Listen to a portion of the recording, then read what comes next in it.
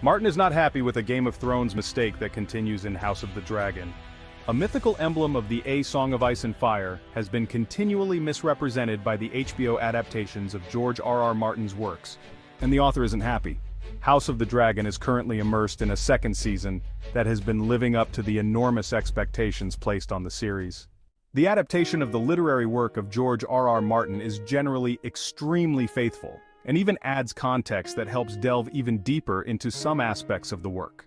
That said, there are details that do not go unnoticed by the author or the fans, and one of them has to do with the emblem of House Targaryen.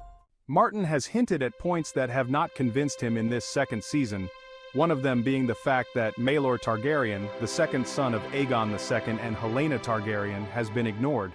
Beyond that, the changes that the Targaryen emblem has undergone are not to his liking, as detailed in his blog.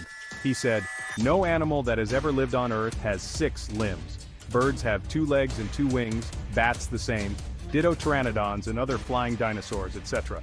For what it's worth, the show's got it half right, both of them. Game of Thrones gave us the correct 2-legged sigils for the first 4 seasons and most of the 5th, but when Dany's fleet hove into view, all the sails showed 4-legged dragons. Someone got sloppy, I guess. Or someone opened a book on heraldry and read just enough of it to muck it all up."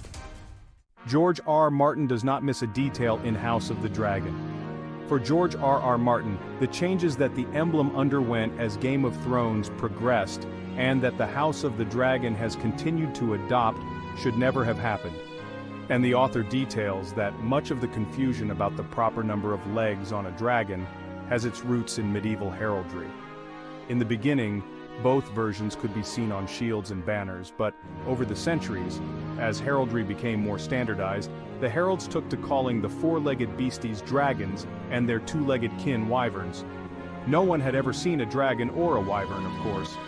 Neither creature actually existed save in legend, so there was a certain arbitrary quality to this distinction.